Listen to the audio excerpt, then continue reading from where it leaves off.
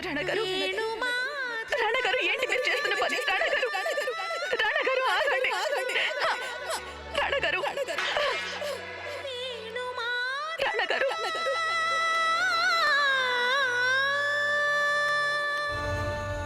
ఎందుకు ఇదంతా చేస్తున్నారు గాయత్రి? ఎందుకు చేస్తున్నారు?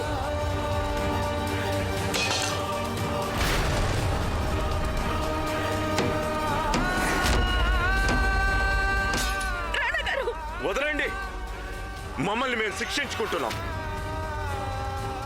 తప్పు చేసింది నేను, అందుకు మిమ్మల్ని మీరెందుకు శిక్షించుకుంటున్నారు? మిమ్మల్ని శిక్షించేందుకే మమ్మల్ని శిక్షించుకుంటున్నాం. కానీ మీకు దానివల్ల ఏ నష్టం ఉంటుంది?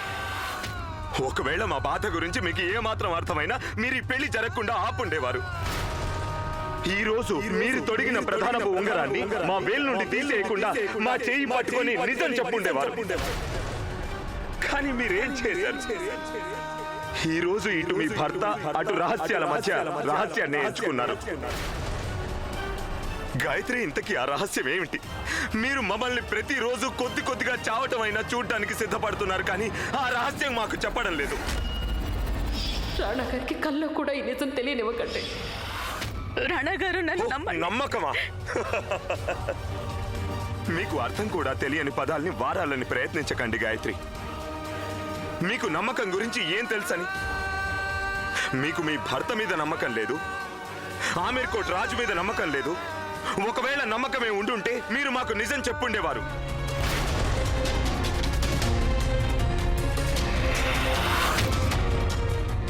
గాయత్రి, ఈ బాధ, ఈ ఎడబాటు కేవలం మీ మొండితనానికి ప్రతిఫలం. గాయత్రి,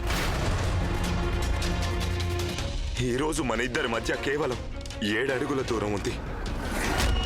ఎందుకంటే రేపు ఒకవేళ రాజేశ్వరి మాతో కలిసి 7 అడుగులు నడిచిందంటే అప్పుడు ఈ 7 అడుగుల దూరం 7 జన్మలకైనా తగ్గించలేం గాయత్రి.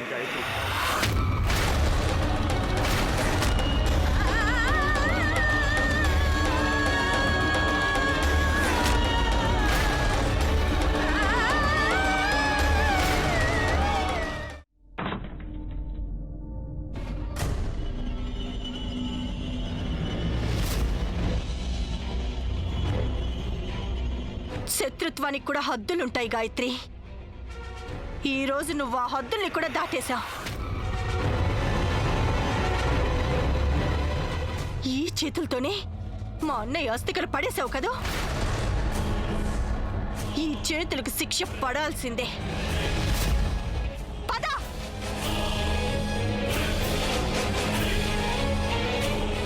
పద రా. రేపు ఉదయం మాకు రాణా గారికి నలుగు పెడతారు. నువ్వు మా నలుగుకి కావాల్సిన పసుపంతా స్వయంగా నీ చేతులతోనే దంచాలి. మనసంతా రగిలిపోతుంది కదూ. రాణి గాయత్రి, మీరిక్కడున్నారేంటి? ఆరు బయట ఈ చలిలో. రాజమాత, అమ్మా, అలాంటి వాళ్ళది నిజమైన ప్రేమ కాదు, అది వ్యామోహం.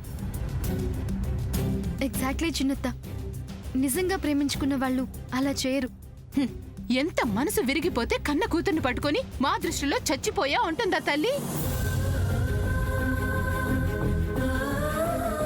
అది సరే అమ్మా, తన కూతురుతో తన మాట అనేటప్పుడు ఆమె మాటల్లో వ్యథ, కళ్ళల్లో బాధ గమనించావమ్మా? పెద్దబాబుకు బర్త్డే విషెస్ చెప్పు కూడా వెళ్ళాం కదా. ఊరికే ఎలా కాలిపోతుంది? మంట పెడితేనో పడితేనో తగలబడుతుంది.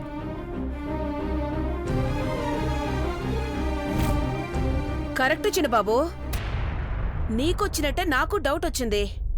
పార్వతే షర్టును తగలబెట్టిందనుకుంటా.